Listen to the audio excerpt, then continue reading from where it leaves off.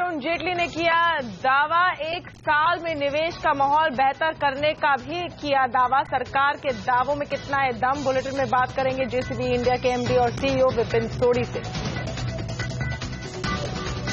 अब घर पर पड़ा सोना बनेगा आपके लिए रेगुलर इनकम का जरिया। कम से कम 30 ग्राम सोना 1 साल के लिए करना होगा डिपॉजिट। गोल्ड मॉनेटाइजेशन स्कीम के ड्राफ्ट में कैपिटल गेन्स और इनकम टैक्स से छूट देने का प्रस्ताव। बाजार की पिच पर उतरे cricket king Kapil Dev, Indian trading league में लगाएंगे चौके छक्के। कहा बाजार में दिल से नहीं दिमाग से करें निवेश। बहुत सोच के खरीदे और मुझे बहुत फायदा हुआ है। हर एक इंसान को यही चाहूंगा कि सोच से, दिमाग से आप ये लीग खेलें। कंपनियों की बेहतर फाइनेंसिंग के लिए बॉन्ड, करेंसी और डेरिवेटिव्स में तालमेल बैठाएगी सरकार। मामले पर वित्त सचिव जल्द करेंगे आरबीआई और सेबी के साथ बैठक। नैनो पर टाटा मोटर्स का आखिरी दाव, जेन एक्स नैनो लॉन्च। 2 लाख से 2,80,000 तक मिलने वाली ये कार पहली बार आएगी ऑटोमेटिक गियर के साथ। 2 मिनट में बनने वाली मैगी पर उठे सवाल। एफएसएसएआई कर रही है मैगी में एमएसजी और लेड की जांच, लेकिन नेस्ले का आरोपों से इनकार।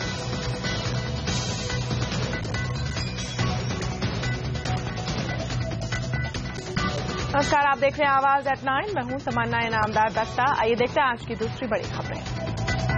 फेसबुक के नए बिजनेस प्लान की तैयारी। फेसबुक पर आने वाले ग्राहकों की व्हाट्सएप से चैट कराएगा फेसबुक। वो एयर की आईपीओ लाने की तैयारी। आईपीओ के जरिए 1200 करोड़ रुपए तक जुटा सकती है कंपनी। 10 साल पूरे होने के मौके पर स्पाइसजेट ने ग्राहकों को दिया ऑफर। सिर्फ 1,010 रुपए में आप कर सकते हैं हवाई यात्रा।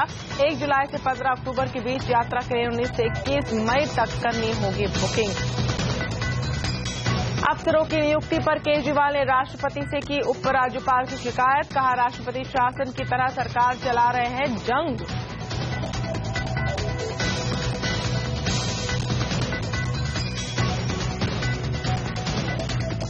वित्त मंत्री अरुण जेटली के मुताबिक विदेशी निवेश के कई बड़े प्रस्ताव सरकार के पास है, जिसे जल्द ही मंजूरी मिलने वाली है। फेसबुक पर लिखे अपने पोस्ट में वित्त मंत्री ने कहा कि फिस्कल डेफिसिट पर काबू पाया जा चुका है और सरकारी आमदनी में बढ़ोतरी हो रही है। वित्त मंत्री के फेसबुक पोस्ट में और क्या खास बातें कही गई, जानने के लिए चलते हैं हमारे दिल्ली ब्यूरो चीफ लक्ष्मण रॉय के पास। लक्ष्मण, 1 साल जैसे जैसे का समय आ रहा है इस सरकार का, तो पूरी सरकार जुटी है बताने में उनकी क्या उपलब्धियां रही। आज वित्त मंत्री ने क्या कहा है? देखिए, वित्त मंत्री ने जो फेसबुक पर लिखा है 1 साल की उपलब्धियों के बारे में और अगले 1 साल में उनका फोकस क्या रहेगा, तो उसमें 3 महत्वपूर्ण बातें हैं।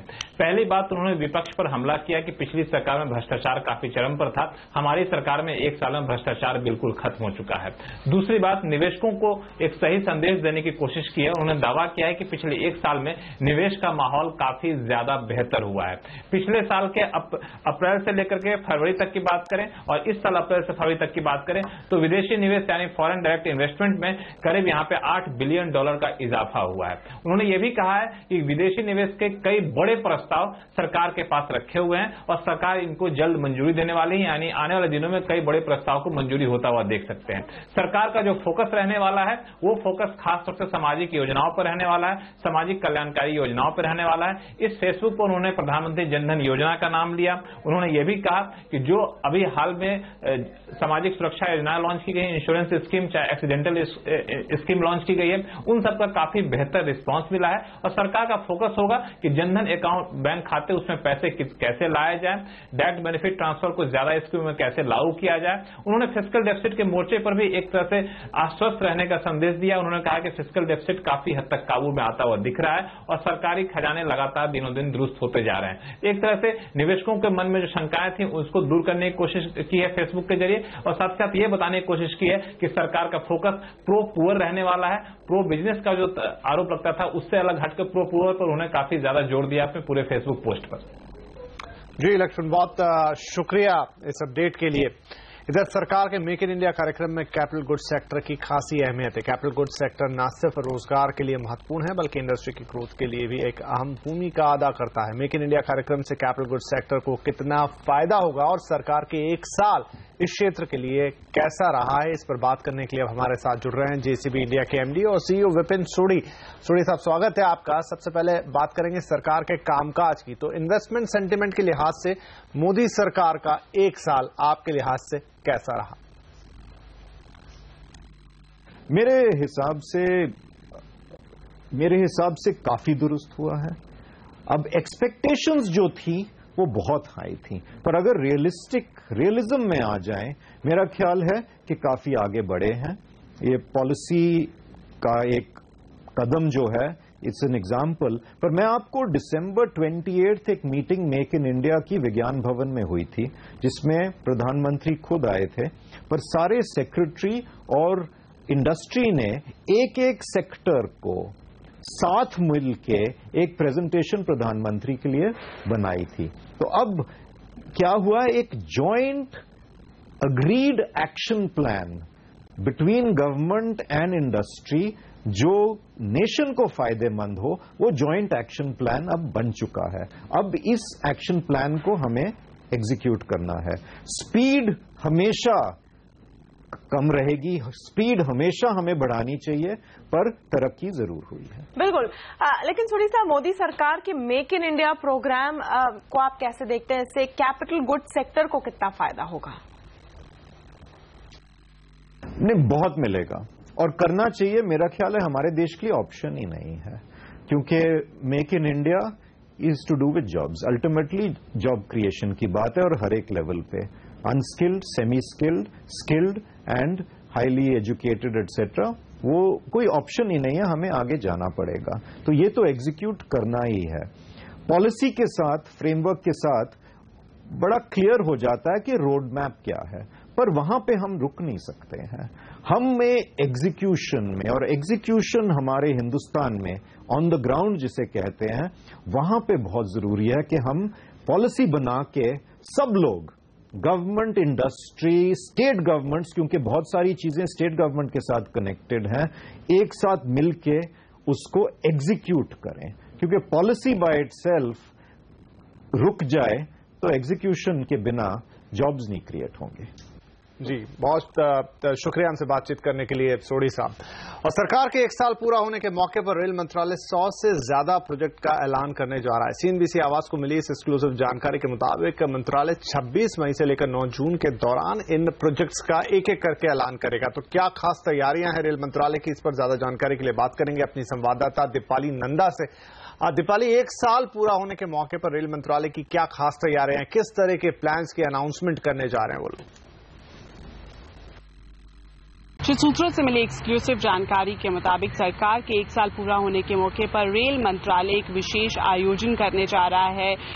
26 मई से 9 जून के बीच करीब 22 बड़े इनिशिएटिव रेल मंत्रालय की तरफ से लिए जाएंगे, जिसमें मुख्य तौर पर हमें जो जानकारी मिल रही है उसके मुताबिक रेल मंत्रालय की तरफ से यात्री सुविधाओं और जो रेलवे की क्षमता है उसमें बढ़ोतरी को लेकर 100 प्रोजेक्ट्स को लॉन्च किया जा सकता है या फिर उनका शिलान्यास किया जा सकता है। साथ ही ये भी जानकारी मिल रही है कि रेलवे बोर्ड की तरफ से जो रेलवे की पीएसयूज हैं, जैसे आईआरसीटीसी, कॉनकोर, आरबीएनएल, इनके साथ एक साल से लेकर 5 साल के लिए 10 बड़े स्टेशनों पर यात्री सुविधाओं को दुरुस्त करने को लेकर करार किया जा सकता है। अगर हम इन स्टेशन की बात करें तो इसमें नई दिल्ली के अलावा बेंगलुरु, वडोदरा और बनारस जैसे स्टेशन शामिल है। साथ ही ये भी जानकारी मिल रही है कि पिछले एक साल में रेल मंत्रालय की तरफ से जितने भी बड़े इनिशिएटिव्स लिए गए हैं, इनको आम जनता तक पहुंचाने के लिए खास तौर पर रेलवे यात्रियों की फीडबैक लेने के लिए रेल मंत्री से लेकर रेल राज्य मंत्री और रेलवे बोर्ड के अधिकारी रोड शोज करेंगे।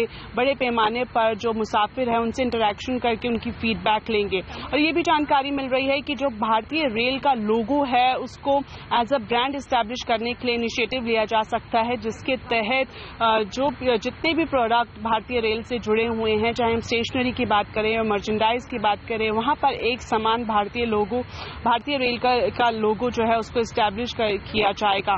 और जो एक अहम जानकारी ये भी मिल रही है कि इन 15 दिनों के दौरान ही रेल मंत्रालय के की तरफ से जो बनारस हिंदू विश्वविद्यालय है उसके साथ करार किया जा सकता है, जिसमें इस करार के तहत 5 करोड़ रुपए की राशि एक मालवीय चेयर के लिए रजिस्टर्ड की जा सकती है और इस चेयर का काम होगा कि रेलवे से जुड़ी जितनी भी चीजें हैं उन्हें किस तरह से आधुनिकता के तौर पर इस्तेमाल किया जाए, इससे जुड़ा रिसर्च IIT BHU करेगा। तो कुल मिलाकर रेल मंत्रालय की तरफ से पूरा रोड मैप तैयार कर लिया गया है कि किस तरह से बीते 1 साल की उपलब्धियों को जनता के बीच में पहुंचाया जाए और आगे क्या कुछ खास करने वाली है इसका संदेश भी रेल यात्रियों के बीच पहुंचाया जाए। बिल्कुल, शुक्रिया दीपाली सारे डिटेल्स के लिए। और आप सबको हम बता दें कि इस पूरे हफ्ते हम आवास पर सरकार के 1 साल की समीक्षा करेंगे, अलग अलग कार्यक्रमों में बात करेंगे एक्सपर्ट से और जानेंगे कि 1 साल में किस तरह का परफॉर्मेंस रहा है मोदी सरकार का। चलिए फिर यहाँ पर ले लेते हैं एक छोटा सा ब्रेक के बाद बात करेंगे कि उतार चढ़ाव भरे दिन के बाद आज गिरकर क्यों बंद हुआ बाजार, और साथ ही जानेंगे मार्केट रेटर अनिल सिंह भी बताएंगे कि क्या रहे आज बाजार के हाइलाइट्स। और अब कपिल देव के साथ आप भी लगाएं ITL में चौके छक्के, बताएंगे कैसे कुछ ही देर में।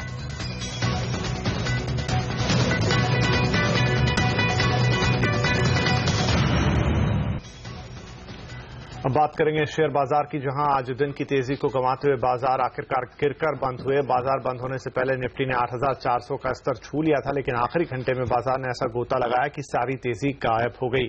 मार्केट के हाल पर और ज्यादा जानकारी के लिए बात करेंगे CNBC आवाज के मार्केट रेटर अनिल सिंघवी से। अनिल, दिन भर उतार चढ़ाव और आखिरकार मार्केट फिर गिरकर बंद हुए, तो आज के मार्केट्स के हाईलाइट्स आपको क्या दिख रहे हैं? बड़े मिले जुले संकेत आते दिख रहे हैं बाजार के लिए, जहां एक और कैश मार्केट में FIs की बिकवाली बरकरार है, वहीं डोमेस्टिक फंड्स दमदार खरीदारी कर रहे हैं। वायदा कारोबार के आंकड़े FIs के मिले जुले हैं, ग्लोबल मार्केट्स मजबूत है तो यहां पर ट्रेडर्स की पोजीशंस थोड़ी सी ज्यादा है। इन सब मिले जुले संकेतों के बीच बाजार काफी उतार चढ़ाव दिखा रहे हैं। आप देखिए, शुरुआत भारतीय बाजारों ने आज कमजोरी के साथ की और फर्स्ट हाफ लगभग हम लाल निशान में ट्रेड करते हुए दिखे, लेकिन सेकंड हाफ में यूरोप की ओपनिंग के बाद बाजार को मूड पॉजिटिव होता हुआ दिखा। हमने अच्छे गेंस भी दिखाए, 8,400 के पार निफ्टी जाने में कामयाब रहा, लेकिन आखिरी 1-1.5 घंटा फिर से भारी भरकम उतार चढ़ाव वाला था। पूरे के पूरे गेंस खत्म हुए, दिन के लो पॉइंट के आसपास पहुंचे और फाइनली बंद होते होते एकदम सपाट। तो उतार चढ़ाव का रुझान अब भी बरकरार है सेंसेक्स और निफ्टी में, लेकिन mid cap small cap share में ज्यादा बेहतर सिचुएशन थी, वहां पर मजबूती बेहतर थी। आप देख सकते हैं कि पूरे दिन भर मजबूती दिखाने के बाद फाइनली क्लोजिंग जरूर थोड़ी सी कमजोर होती हुई दिखी। स्मॉल कैप इंडेक्स जरूर 1/4% मजबूत बंद हो पाया और बैंक निफ्टी में उतार चढ़ाव ज्यादा था, ज्यादा कमजोरी, ज्यादा मजबूती और फाइनली वहां पर गिरावट भी 1/4% की। लेकिन बढ़ने वाले शेयरों की और गिरने वाले शेयरों की तादाद पर अगर आप नजर डालें तो साफ तौर पर यहां पर भी भारी भरकम उतार चढ़ाव होता दिखा। फाइनली एकदम पॉजिटिव शेयर थोड़े से ज्यादा नजर आए आज के बाजार में। वॉल्यूम्स जरूर बढ़ते हुए दिखे, 3 लाख करोड़ के पार आज हम पहुंचे। ऑयल एंड गैस शेयरों ने आज कमजोरी बढ़ाने का काम किया, कल मजबूती यहीं से आई थी। ONGC, KN, BPCL जैसे शेयर कमजोर थे, वहीं IT शेयरों में आज मजबूती दिखी। विप्रो, इन्फी और टेक महिंद्रा हरे निशान में बंद होने में कामयाब रहे और मेटल्स में भी सेलेक्टिवली खरीदारी दिखी। वेदांता, टिस्को जिसमें आगे थे। खबरों के दम पर एक्शन दिखा टाटा मोटर्स, इन्होंने नैनो का नया वर्जन लॉन्च किया, लेकिन स्टॉक 2% नीचे बंद हुआ। मदरसन सुमी पर क्रेडिट स्विस की तरफ से एक सेल रिपोर्ट के बाद 3.5% की कमजोरी होती दिखी। HOEC के लिए कुछ पॉजिटिव खबरें आती हुई दिखी और उसके बाद 11.5% की तेजी यहां पर बनती हुई दिखी। नेस्ले के लिए मैगी पर किसी तरह के महाराष्ट्र और गुजरात सरकार के FDA के एक्शन के बाद कमजोरी होती दिखी। लेकिन जो नतीजे आए कल बाजार बंद होने के बाद, 4 ऑटो एंसिलरी कंपनियों के नंबर्स आए, ये बड़े इंटरेस्टिंग थे। JBM auto, NRB, Honda, CL और शियोमी, चारों के चारों स्टॉक अच्छी गिरावट के साथ बंद हुए। कमजोर नतीजे तो ऑटो सेक्टर का कुछ हाल इन ऑटो कंपनियों के खराब, ऑटो एंसिलरी कंपनियों के खराब नतीजों में साफ नजर आता है। लेकिन इनके अलावा इंडोरामा सिंथेटिक्स ने कल शानदार नतीजे पेश किए। ऊपरी सर्किट पर स्टॉक HSIL और एक्सिस क्रेडिट से नंबर थोड़े कमजोर है। आज नंबर्स के लिहाज से कोलगेट ने नंबर्स ठीक पेश किए, स्टॉक फ्लैट बंद हुआ। रेपको और राधा माधव ने भी आज अपने नंबर्स पेश किए। लेकिन इनके अलावा निफ्टी पर कमजोर प्रदर्शन करने वाले शेयरों का जिक्र करें तो HDFC, BOB, एक्सिस, महिंद्रा जैसे शेयर शामिल थे। वहीं मजबूत शेयरों में हीरो मोटोकॉर्प, अल्ट्राटेक, आइडिया और टाटा पावर आज पॉजिटिव बंद होने में कामयाब रहे। और घरेलू बाजार भले ही हाल फिलहाल सुस्त रहे हो, लेकिन भारत की ग्रोथ स्टोरी को लेकर निवेशक बुलिश हैं। बर्कशायर हैथवे की एनुअल जनरल कॉन्फ्रेंस से लौटे रामदेव अग्रवाल ने बताया कि प्राइवेट इक्विटी को लेकर भारत में दिलचस्पी काफी बढ़ी है। सर्वे था उसके हिसाब से instead of number 8 now India is number 4 most attractive destination for private equity at least. अच्छा, प्राइवेट इक्विटी क्या है कि it's a real long term investing and India बहुत कुछ ठंडा था, मतलब प्राइवेट इक्विटी स्पेस में India has actually not given much of return. तो उसी कारण से क्या है कि इंडिया को बहुत ज्यादा अट्रैक्टिव डेस्टिनेशन नहीं मानते थे, लेकिन बिकॉज ऑफ टेक और ये सब जितना हो रहा है अभी एक माहौल है नए कंपनीज के आने का, तो उसी कारण से India as a private equity destination काफी अट्रैक्टिव माना जा रहा है। सीएनबीसी आवाज पर शुरू हो रहा है सबसे बड़ा मुकाबला। जी हां, आप भी सीएनबीसी आवाज की इस नई लीग से जुड़ सकते हैं और पा सकते हैं मौका 1 करोड़ रुपए का इनाम जीतने का। ये लीग है इंडियन ट्रेडिंग लीग, जो भारत में पहली बार शुरू हो रही है। इन्वेस्टर और ट्रेडर्स को ये लीग दिमाग के जरिए पैसा कमाने का मौका देगी, साथ ही साल भर के विनर को 1 करोड़ रुपए का इनाम भी मिलेगा। इसमें 18 साल से ज्यादा उम्र का कोई भी व्यक्ति हिस्सा ले सकता है। शुरुआत में कम से कम 25,000 रुपए लगाने होंगे। आज से शुरू होकर ये लीग 31 मार्च 2016 तक चलेगी। इस अवधि में जो निवेशक सबसे ज्यादा रिटर्न हासिल करेगा वो लीग का विनर होगा। इसमें Indian investor league, Indian trader, Indian women league और कमोडिटी लीग जैसे 4 फॉर्मेट रखे गए हैं। सालाना विनर के अलावा निवेशकों को अपनी लीग के तहत वीकली, मंथली और क्वार्टरली इनाम भी जीतने का मौका मिलेगा। और भारतीय क्रिकेट टीम के पूर्व कप्तान कपिल देव अपनी नई पारी अब शेयर मार्केट में शुरू कर रहे हैं। Kapil Dev Indian trading league के ब्रांड एम्बेसडर और प्रमोटर बन चुके हैं। उन्होंने भारतीय एयरटेल और HCL टेक जैसे शेयरों में खुद काफी पैसे कमाए और अब वो आपको कमाए के टिप्स दे रहे हैं। आपसे यही कहना चाहता हूं कि जब भी मैंने इन्वेस्ट किया है बहुत समझ सोच के किया है और मुझे बहुत फायदा हुआ है, चाहे वो एयरटेल हो या HCL हो। जब भी मैंने शेयर खरीदे बहुत सोच के खरीदे और मुझे बहुत फायदा हुआ है। हर एक इंसान को यही चाहूंगा कि सोच से, दिमाग से आप ये लीग खेलें। बड़ी कंपनियों को जैसे एशियन पेंट्स है, ITC है, HDFC बैंक है, HDFC है, TCS है, ऐसी बड़ी बड़ी कंपनियों के द्वारा बहुत पैसा बना भी सकते हैं। थोड़ा सा इमोशनल पार्ट को पीछे छोड़कर अगर आप दिमाग को आगे लाएं तो बेहतर है। दलाल स्ट्रीट पर इंडिगो को लिस्टिंग को लेकर अफवाहें ठंडी नहीं हुई हैं और इस बीच एक और एयरलाइन कंपनी के प्राइमरी मार्केट में एंट्री की खबरें जोरों पर है। सूत्रों का कहना है कि गो एयर IPO लाने पर विचार कर रही है। पूरी जानकारी के लिए बात करेंगे अपनी संवाददाता कृतिका सक्सेना से। कृतिका, गो एयर IPO के बारे में जो खबरें मिल रही हैं उनमें किस हद तक दम दिख रहा है? जी हां, हमारे सूत्रों से हमें ये जानकारी मिली है कि गो एयर के प्रमोटर्स वाडिया ग्रुप फिलहाल IPO की प्रोसेस की तैयारी कर रहे हैं। हमारे सूत्रों ने ये कहा है कि करीबन $150 to $200 मिलियन फंड रेजिंग का प्लान है और ओवरऑल वैल्यूएशन जो कंपनी देख रही है या तो एयरलाइन देख रही है वो एटलीस्ट $650 to $700 मिलियन तक पहुंचता है। हमारे सूत्रों ने यह भी कहा है कि फिलहाल जहां तक ये स्टेजेस की बात आती है, फिलहाल गो एयर ने 2 फॉरेन बैंकर्स को अपॉइंट किया है जो एक कॉन्टूर या स्ट्रैटेजी रिपोर्ट सबमिट करेंगे नेक्स्ट महीने तक, अगले महीने तक, और जून में फाइनलाइज होगा कि IPO होगा या नहीं। अगर IPO होता है तो 4th quarter 2015 that is calendar year 2015 या तो 1st क्वार्टर कैलेंडर ईयर 2016 तक IPO के रोड शो शुरू होंगे। तो फिलहाल समय है फुल फ्लेजेड IPO को कंप्लीट होने में। शुक्रिया कृतिका सारी डिटेल्स के लिए। और प्रधानमंत्री का 3 देशों का दौरा खत्म हो गया है। दौरे के आखिरी दिन प्रधानमंत्री नरेंद्र मोदी ने आज सियोल में एशियन लीडरशिप कॉन्फ्रेंस में हिस्सा लिया। इसके बाद मोदी दक्षिण कोरिया भारत CEO कॉन्फ्रेंस में शामिल हुए, जहां दोनों देश के कॉर्पोरेट दिग्गजों के साथ दक्षिण कोरिया के राष्ट्रपति भी शामिल थे। प्रधानमंत्री मोदी ने इसके बाद Hyundai, LG, सैमसंग और POSCO के प्रमुख से मुलाकात की। मोदी ने चोंगचियान नदी का भी दौरा किया, जिसे दक्षिण कोरिया का एक बड़ा अर्बन रिन्यूअल प्रोजेक्ट माना जाता है।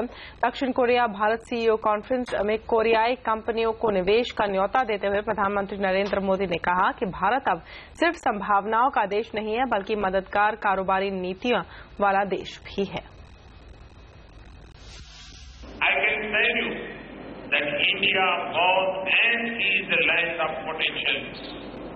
Now, India is also a land of enabling policy environment.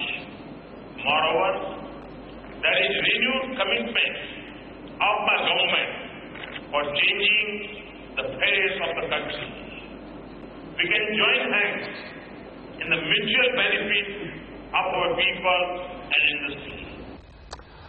Twitter अगर प्रचार का तरीका है तो इस पर दुष्प्रचार भी हो सकता है। इससे दोहरी तलवार का उपयोग आज जमकर दिख रहा है जब दोपहर में मोदी इंसल्ट इंडिया नाम का हैशटैग ट्रेंड करने लगा। दरअसल ट्विटर पर लोग इस बात से नाराज थे कि शंघाई में अपने भाषण में प्रधानमंत्री ने कहा कि 1 साल पहले तक लोग भारतीय कहलाने में शर्म महसूस करते थे, लेकिन अब गर्व हो रहा है। इस निंदा के कुछ घंटों बाद ही मोदी इंडियाज प्राइड नाम का हैशटैग भी चल पड़ा, जिसमें प्रधानमंत्री की प्रशंसा होने लगी। शाम तक यही हैशटैग सबसे ज्यादा ट्रेंड कर रहा था। मोदी जी के ट्वीट पर 1 करोड़ से ज्यादा फॉलोअर्स हैं और वो अपनी बात कहने के लिए अक्सर ट्विटर का उपयोग करते हैं।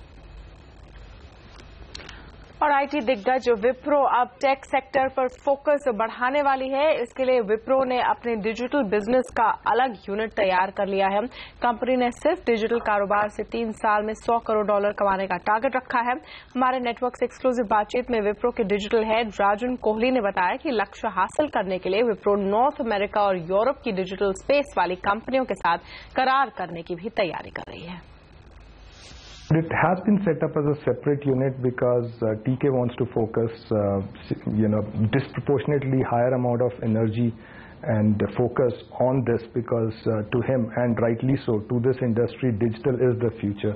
As I talked about, investment is flowing into these systems of interaction and systems of insight and moving away from systems of record or the legacy systems.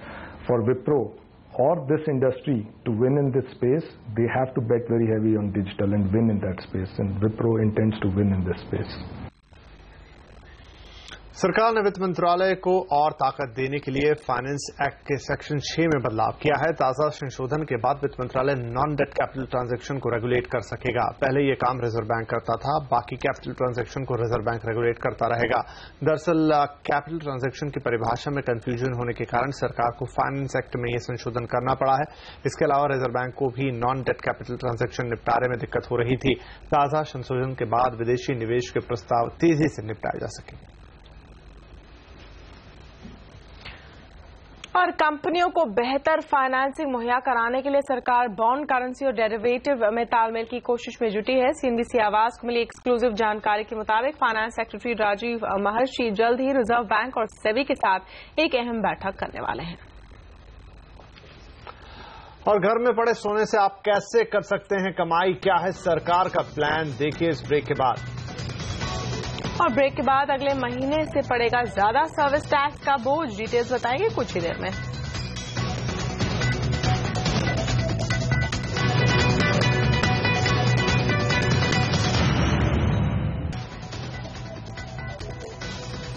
और अब घर पर रखा आपका सोना आपके रेगुलर इनकम का हिस्सा भी बन सकता है। सरकार ने इसके लिए जिस गोल्ड मॉनेटाइजेशन स्कीम को लॉन्च करने का ऐलान किया था, उस स्कीम का ड्राफ्ट जारी कर दिया गया है। ड्राफ्ट पे सोने के डिपॉजिट से होने वाली कमाई टैक्स फ्री रखने का प्रस्ताव है। सीएनबीसी आवाज ने आपको सबसे पहले इस ड्राफ्ट की हर बारीकी बताई थी।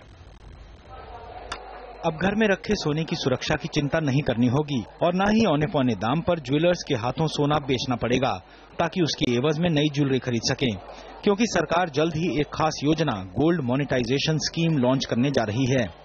आम लोगों की राय जानने के लिए सरकार ने जो मसौदा जारी किया है, उसके मुताबिक इस स्कीम के तहत सोना जमा करने पर आपको capital gain tax, wealth tax और इनकम टैक्स से छूट मिलेगी।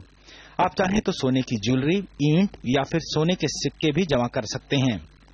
कम से कम 30 ग्राम तक सोना जमा करने की छूट होगी। हर बैंक अपने हिसाब से ब्याज दर तय करेगा। ब्याज का भुगतान भी आपको गोल्ड के तौर पर किया जाएगा। गोल्ड लोन अगर बाहर से इंपोर्ट करके दिया जाता है तो उसके ऊपर एक रेट होता है, वो तकरीबन 3.5-4% का होता है। तो मैं उम्मीद करूंगा 2% बैंक 2% प्लस जरूर दे जो उनको गोल्ड डिपॉजिट कराते हैं। 2% होने से, 2% प्लस होने से ये मुझे लगता है कि लोगों को इसमें इंटरेस्ट आ जाएगा। और साथ ही उसके साथ में मैं चाहूंगा कि सरकार इसको टैक्स का भी बेनिफिट दे, इंसेंटिव दे। प्रस्ताव के मुताबिक शहर में जगह जगह सोने की शुद्धता की जांच करने वाले सेंटर खुलेंगे। आपको सिर्फ वहां जाकर गोल्ड जमा करवाना है। इसकी एवज में आपको एक सर्टिफिकेट दिया जाएगा। उस सर्टिफिकेट को आप किसी भी बैंक में दिखाकर गोल्ड सेविंग अकाउंट खोल सकेंगे। ग्राहक को इस खाते में कम से कम 1 साल के लिए गोल्ड जमा करना होगा। बैंकों को इस बात की छूट दी जाएगी कि वो अपने CRR या फिर SLR का एक तय हिस्सा गोल्ड के तौर पर रख सकें। सोने के इंपोर्ट पर निर्भरता कम की जा सके, इसके लिए इस स्कीम में खास व्यवस्था की गई है। बैंक चाहें तो ज्वेलर्स को गोल्ड लोन भी दे सकते हैं, वो भी सस्ती ब्याज दरों पर। ब्याज दरें इतनी कम होनी चाहिए ताकि ज्वेलर्स गोल्ड इंपोर्ट करने की बजाय बैंकों से गोल्ड लोन लेना ज्यादा पसंद करें। इस स्कीम में 2 जरूरी बातें हैं जिसका आपको खास ख्याल रखना चाहिए। पहला, आप जो भी गोल्ड ज्वेलरी देंगे, एजेंसी उसे पिघलाकर अपनी जरूरत के हिसाब से इस्तेमाल करेगी, यानी डिपॉजिट स्कीम से गोल्ड निकालने पर आपको वही ज्वेलरी वापस नहीं मिलेगी। जब आप गोल्ड जमा करेंगे तो आपको इसे पिघलाने का खर्च भी देना होगा, जो कि कम से कम 500 रुपए होगा। इसके अलावा 300 रुपए शुद्धता की जांच की एवज में देने होंगे, और अगर ज्वेलरी में कोई स्टोन लगा है तो उसके लिए आपको कम से कम 100 रुपए देने होंगे। ये ड्राफ्ट पॉलिसी mygov.in पर जारी की गई है और 2 जून तक आप इस पर अपनी राय दे सकेंगे। लक्ष्मण रॉय, दिल्ली। अगले महीने से अब आपका ज्यादा सर्विस टैक्स आपको देना पड़ेगा। वित्त मंत्रालय ने सर्विस टैक्स की दरों में बढ़ोतरी की तारीख अधिसूचित कर दी है। सर्विस टैक्स की बढ़ी हुई दरें 1 जून 2015 से लागू होंगी। बजट में सर्विस टैक्स की दरें अब 12.36% से बढ़ाकर 14% करने का ऐलान किया गया था। हालांकि सूत्रों से मिली जानकारी के मुताबिक सरकार अभी स्वच्छ भारत सेस लगाने पर अंतिम फैसला नहीं कर पाई है। किन सर्विसेज पर स्वच्छ भारत सेस लगाया जाएगा और इसकी दरें क्या होगी, इन दोनों मुद्दों पर अंतिम फैसला नहीं हो पाया है। बजट में वित्त मंत्री अरुण जेटली ने ऐलान किया था कि 2% तक स्वच्छ भारत सेस लगाया जा सकता है। और मैगी नूडल्स अब गुजरात और महाराष्ट्र के फूड एंड ड्रग एडमिनिस्ट्रेशन की जांच के दायरे में आ गई है। इसके पहले मैगी के सैंपल में लखनऊ के फूड सेफ्टी ड्रग एडमिनिस्ट्रेशन यानी FSDA ने मंजूर सीमा से ज्यादा MSG और लेड पाया था। इसके लिए रेगुलेटर्स ने अलग अलग लोकेशन से 10 से 12 सैंपल लिए भी हैं। इस बीच ऐसी खबरें भी आ रही हैं कि लखनऊ FSDA मैगी बनाने वाली कंपनी नेस्ले के खिलाफ सिविल कोर्ट में शिकायत दर्ज कर सकती है। दूसरी ओर नेस्ले ने कहा कि वो मैगी नूडल्स में MSG नहीं डालती, लेकिन मैगी के रॉ मटेरियल में नेचुरल ग्लूटामेट को MSG माना जा रहा है। कंपनी का कहना है कि रोजाना के हाई प्रोटीन फूड में भी ग्लूटामेट पाया जाता है। नेस्ले के मुताबिक लेबोरेटरी टेस्ट में मैगी नूडल्स में 1% लेड पाया गया, जो तय सीमा के अनुरूप है। गुजरात और महाराष्ट्र के ड्रग रेगुलेटर्स ने बड़े शहरों में मैगी सैंपल्स की जांच करने का आदेश दिया है। कर्ज के बोझ के बाद बंद हो चुकी विजय माल्या की एयरलाइन किंगफिशर की प्रॉपर्टी नीलाम करने में देरी हो रही है। दरअसल किंगफिशर पर बैंकों का करीब 7,500 करोड़ रुपए बकाया है, लेकिन आयकर विभाग के भी 400 करोड़ रुपए का बकाया मांगने से मामला कानूनी तौर पर पेचीदा हो गया है। किंगफिशर की प्रॉपर्टी को ई-ऑक्शन के जरिए बेचा जाना है और इसका जिम्मा सबसे बड़े कर्जदार SBI के पास है। SBI का बकाया करीब 2,000 करोड़ रुपए का है। किंगफिशर के प्रॉपर्टी की कीमत करीब 200 से 250 करोड़ रुपए आंकी गई है, जिसमें किंगफिशर हाउस का वैल्यूएशन 100 करोड़ और कंपनी के गोवा विला का वैल्यूएशन करीब 100 से 150 करोड़ रुपए लगाया गया है। कैपिटल गुड्स सेक्टर में सरकार नई जान फूंकने की तैयारी में है। जल्द ही सरकार नेशनल कैपिटल गुड्स पॉलिसी का ऐलान करेगी। इसके लिए भारी उद्योग मंत्रालय और इंडस्ट्री समूह CII का ज्वाइंट टास्क फोर्स भी बना लिया गया है। सरकार की महत्वाकांक्षी मेक इन इंडिया योजना की कामयाबी का जिम्मा काफी हद तक कैपिटल गुड्स सेक्टर पर निर्भर है। ऐसे में सेक्टर के लिए नए रोड मैप की रूपरेखा तैयार करने में सरकार जुट गई है। सरकार ने भारी उद्योग मंत्रालय और इंडस्ट्री समूह CII का ज्वाइंट टास्क फोर्स बनाया है, जो अगले 2 महीनों में कैपिटल गुड्स पॉलिसी का स्वरूप तैयार करेगा। पॉलिसी के जरिए सरकार का लक्ष्य मैन्युफैक्चरिंग में कैपिटल गुड्स का शेयर 12% बढ़ाकर 20% करने का है। इसके अलावा कैपिटल गुड्स एक्सपोर्ट बढ़ाना भी एजेंडे में है। फिलहाल ये एक्सपोर्ट ना के बराबर है। इंडस्ट्री को उम्मीद है कि एक नेशनल पॉलिसी आने के बाद कैपिटल गुड्स सेक्टर को कई दिक्कतों से छुटकारा मिल जाएगा। पूरा ऑल एक इनेबलिंग एनवायरनमेंट चाहिए जिसमें क्लैरिटी हो कि आगे कैसे बढ़ना है अगले 10 सालों में। 1 साल की बात नहीं है, 10 सालों में, क्योंकि कैपिटल गुड्स फिर मेक इन इंडिया कैंपेन में बहुत महत्वपूर्ण रोल प्ले करेगी एंड अल्टीमेटली जॉब क्रिएशन की बात बढ़ती जाएगी। टेक्सटाइल के लिए जरूरी मशीनरी और पावर इक्विपमेंट के लिए चीन इन दिनों भारतीय कंपनियों की पहली पसंद बन गया है। वजह यह है कि चीन का माल घरेलू बाजार के मुकाबले सस्ता होता है। हालांकि चीनी उत्पादों में शिकायतें भी काफी मिल रही हैं। ऐसे में नई पॉलिसी से देश के कैपिटल गुड्स सेक्टर को निर्भरता विदेशी बाजारों पर कम करने में भी मदद मिलने की उम्मीद है। दीपक साहू, दिल्ली। ब्रेक के उस पार आपको दिखाएंगे नैनो का नया अवतार। और ऑटो एक्सपर्ट टूटू धवन से जानेंगे क्या है नई नैनो में खास। बने रहिए हमारे साथ।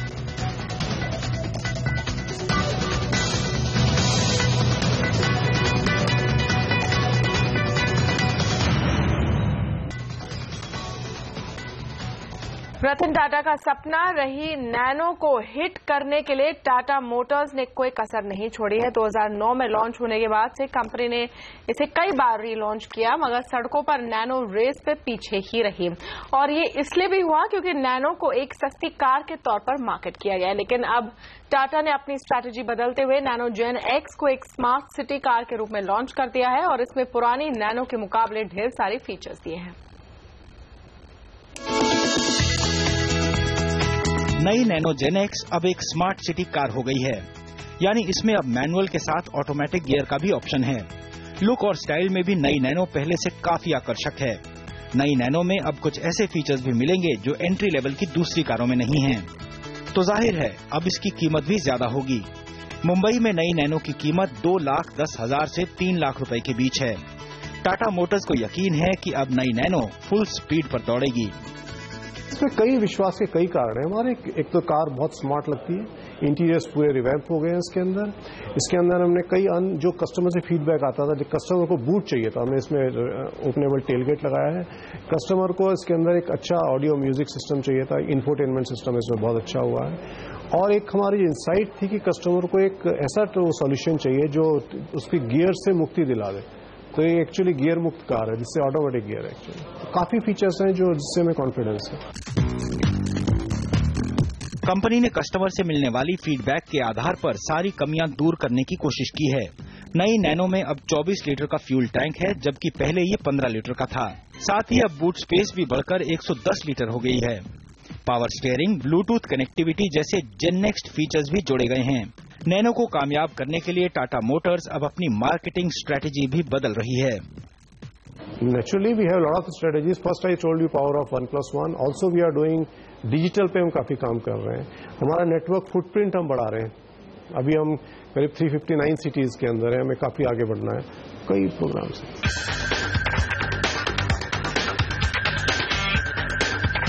हालांकि नई नैनो कितनी हिट हो पाएगी ये अभी कहना मुश्किल है, क्योंकि एक महीने के अंदर नई नैनो के लिए सिर्फ 11,000 इंक्वायरी ही आई हैं। नैनो जेन एक्स के 5 वेरिएंट हैं, 3 मैनुअल गियर में और 2 ऑटोमेटिक गियर के साथ। इस कार पर कंपनी 4 साल या 60,000 किलोमीटर की वारंटी भी दे रही है। नैनो के लिए कंपनी डीलर नेटवर्क भी बढ़ा रही है। इस साल करीब 200 नए शोरूम खोले जाएंगे। लेकिन रतन टाटा का सपना साकार हो पाएगा या नहीं, ये तो आने वाले दिनों में बिक्री के नंबर ही बताएंगे। कुमार संजय, मुंबई। तो नई नैनो यहां पर आ गई है और अब भी इसकी रीपोजिशनिंग का क्या फर्क पड़ेगा, इस पर बात करने के लिए हमारे साथ है हमारे ऑटो एक्सपर्ट टूटू धवन साहब। धवन साहब, बहुत स्वागत है आपका। तो टाटा ने एक बार और कोशिश की है रीपोजिशन करने की अपनी नैनो को, कुछ नए फीचर्स जोड़ के, लेकिन लाख टके का सवाल यह है कि लाख रुपए की इस गाड़ी की, जो अब तो लाख नहीं रह गई, क्या किस्मत बदल पाएगी? देखिए, ये एक पब्लिक का कहना है और देखा भी गया है। जो चीज एक बार रिजेक्ट हो जाती है उसको बार बार रिपीट करना, I don't think it becomes very successful. हालांकि ये जो नई नेक्स्ट जेन जो जेन आई है नैनो, उसके अंदर बहुत सारे नए फीचर्स हैं, but in spite of that fact I don't know how successful it is going to be, क्योंकि कॉस्ट वाइज भी ये उतनी ही बढ़ चुकी है। अब जो difference between Nano on the next car that is the Alto is hardly about 30,000 rupees. तो अब ये देखा जाएगा कि दोनों की गाड़ियों के अंदर कंपटीशन कैसा चलता है। जो Alto has been one of the most popular cars in this category for so many years, तो वो उसको साथ में टक्कर दे सकेगी कि नहीं? जी, जो इसमें एक नई चीज उन्होंने की है कि ऑटोमेटिक गियर भी का वेरिएंट भी उन्होंने इंट्रोड्यूस किया। आपको लगता है वो शायद क्लिक कर पाए सिटीज में? देखिए, ये this is an ideal city car, there is no doubt about it, क्योंकि इसका साइज बहुत कन्वीनियंट है, easy to park, easy to drive. And ये देखा भी गया है कि बहुत लोग जिनके पास 3-3, 4-4 गाड़ियां हैं, वो एक डेफिनेटली नैनो रख लेते हैं for family run, going to the market, doing small errands. तो उसके अंदर ये आपको जो ऑटोमेटिक ट्रांसमिशन की जो ऑप्शन जो आई है, this will be ideally suited. बार बार गियर नहीं बदली करने पड़ेंगे। But the only other problem is कि इंजन एक बहुत छोटा है, 600 सीसी है, and how successful this match is going to be is got to be scene.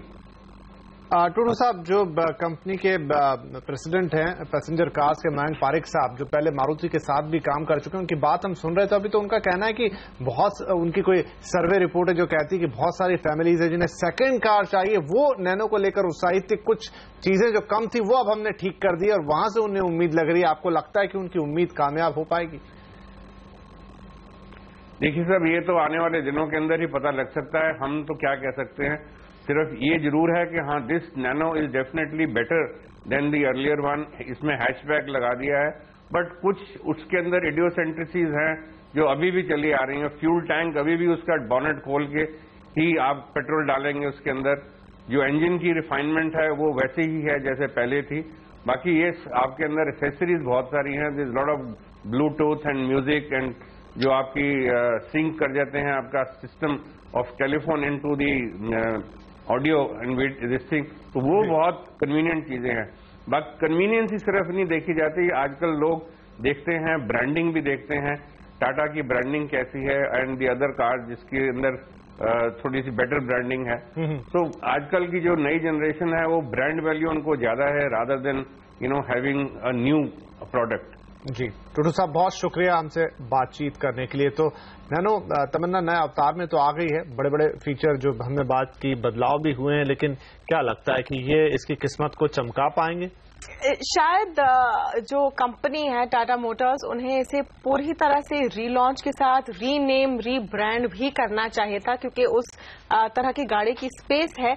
लेकिन लोगों के दिमाग में शायद एक छवि जो बन जाती है, जो टूडू साहब कह रहे थे कि मुश्किल तो होता है उसे तोड़ना। पूरा रीमेक चाहिए, बस एक नया वर्जन, नया अवतार नहीं चलेगा। शायद नैनो से नाम बदलकर कुछ और रखना पड़ेगा। चलिए, तो फिर एक और कोशिश है टाटा की यहाँ पर, देखते हैं कितनी कामयाब होगी। लेकिन हम फिलहाल लेंगे यहाँ पर एक छोटा सा ब्रेक। ब्रेक के बाद बताएंगे आपको कारोबारियों के लिए कैसे मददगार हो गया फेसबुक।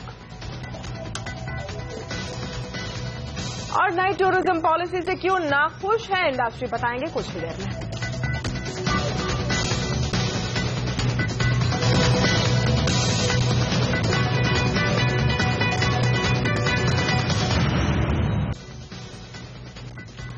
जल्दी तमाम ऑनलाइन पेटेंट प्लेटफॉर्म आरबीआई की तरफ से जारी नियम कायदों का पालन करते दिखाई देंगे। आरबीआई इसी साल अगस्त तक एक इंटीग्रेटेड बिल पेमेंट टूल पेश करने के जा रहा है, जिसका नाम भारत बिल पेमेंट सिस्टम होगा। इस सिस्टम के तहत इट्स कैश, ऑक्सीजन, सुविधा, पेटीएम जैसी कंपनियों को बिड के जरिए लाइसेंस जारी किए जाएंगे। सिस्टम शुरू होने के बाद ग्राहकों के बिल लेने वालों के लिए भी आसानी हो जाएगी। अलग अलग बैंकों में खाता रखने वाले बिलर्स एक ही अकाउंट के जरिए सारे बिल ले पाएंगे।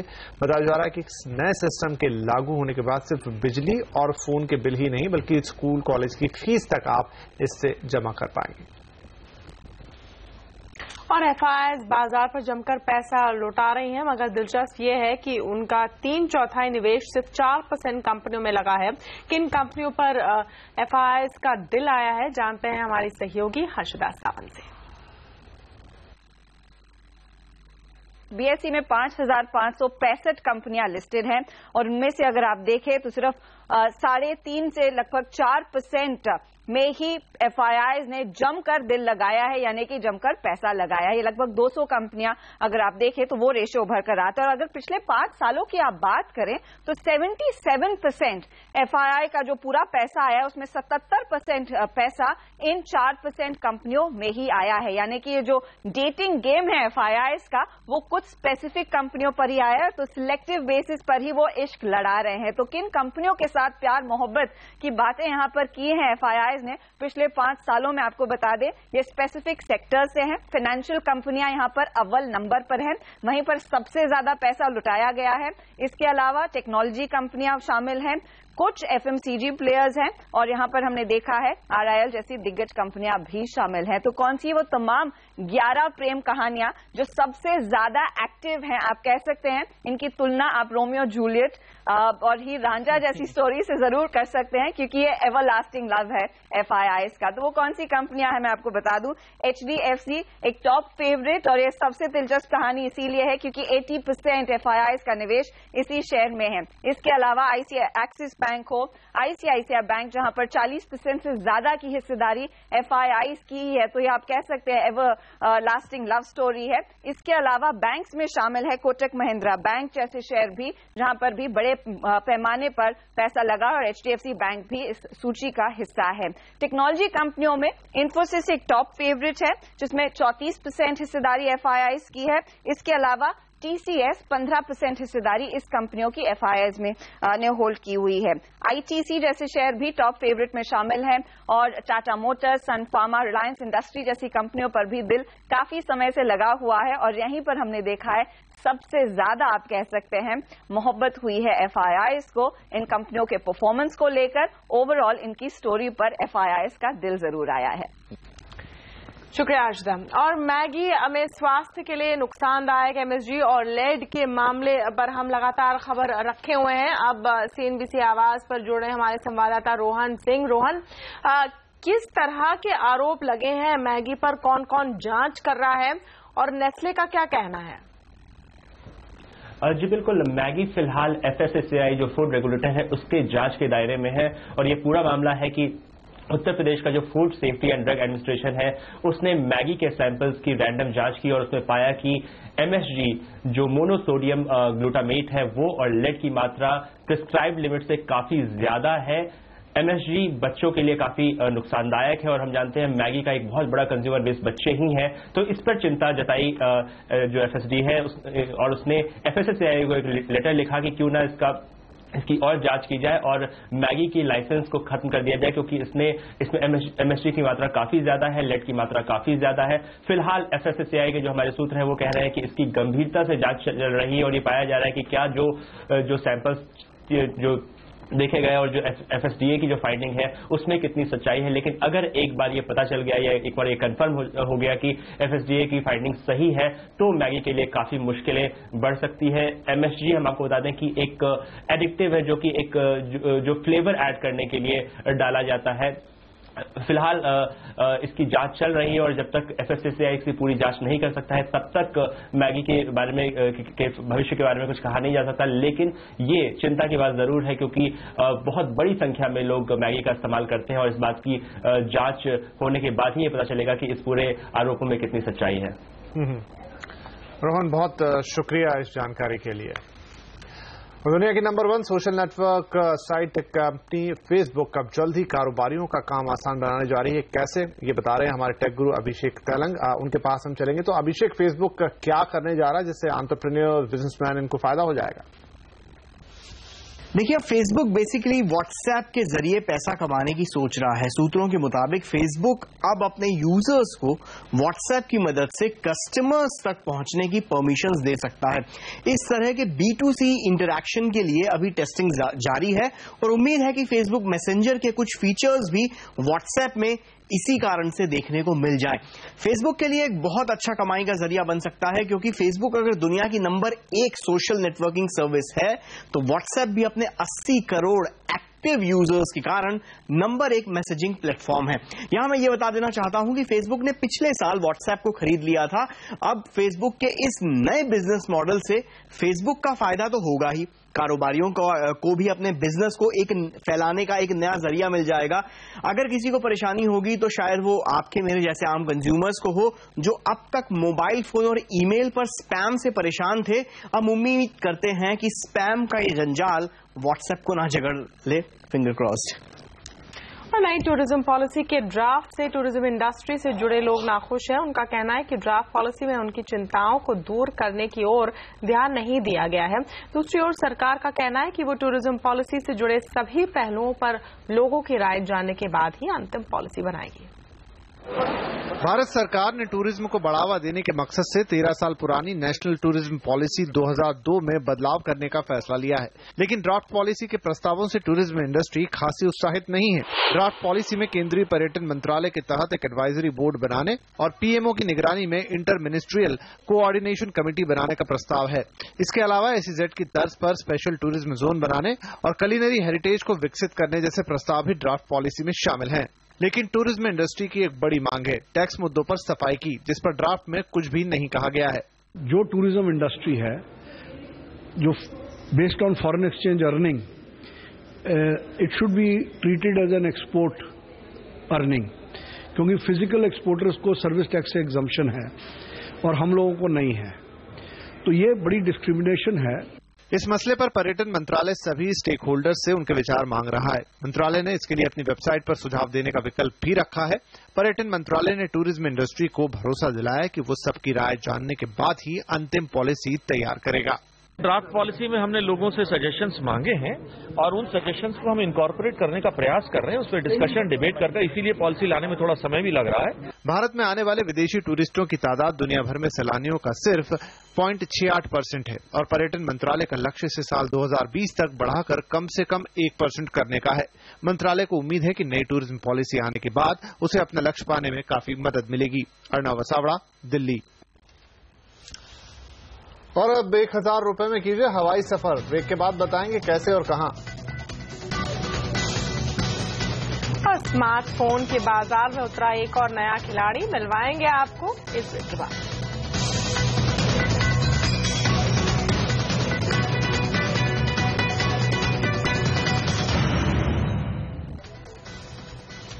स्पाइसजेट ने अपने 10 साल पूरे होने के मौके पर कम किराए में यात्रा के लिए स्कीम शुरू की है। सेलिब्रेशन सेल नाम की इस स्कीम के तहत सबसे कम किराया 1010 रुपए का होगा। टिकट बुक कराने की अवधि आज से लेकर 21 मई तक की रात तक है और इन टिकटों पर यात्रा 1 जुलाई 2015 से 15 अक्टूबर 2015 के दौरान की जा सकेगी। ऑफर स्पाइसजेट की सभी डायरेक्ट, वाया, कनेक्टिंग घरेलू उड़ानों पर लागू होगा, लेकिन अंतर्राष्ट्रीय उड़ान इसके दायरे में नहीं आएंगी। स्कीम के तहत सीटों की संख्या कम है और ये पहले आओ पहले पाओ के आधार पर दी जाएगी। और भारत में स्मार्टफोन का बढ़ता बाजार दुनिया भर की कंपनियों को यहां खींच रहा है। इस कड़ी में आज चीन की जानी मानी मोबाइल कंपनी नूबिया ने भारत में अपना पहला प्रोडक्ट लॉन्च किया। नूबिया Z9 मिनी नाम का ये स्लिक स्मार्टफोन सभी मॉडर्न फीचर से लैस है।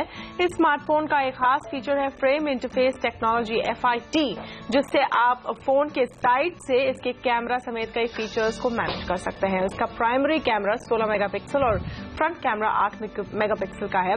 इसमें 5 इंच फुल HD डिस्प्ले दिया गया है। साथ ही ये एंड्रॉयड लॉलीपॉप 5.0 ऑपरेटिंग सिस्टम पर चलेगा। इसमें 64 बिट स्नैपड्रैगन ऑटोक्रोर प्रोसेसर दिया गया है और इसकी मेमोरी 16 GB है, जिसे 128 GB तक बढ़ाया जा सकता है। फिलहाल नूबिया Z9 मिनी आप Amazon की वेबसाइट से खरीद सकते हैं।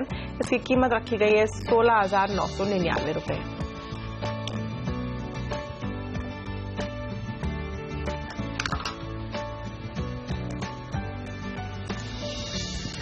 और आवाज 9 में आज के लिए फिलहाल इतना ही। कल आपसे फिर करेंगे मुलाकात, तब तक के लिए नमस्कार।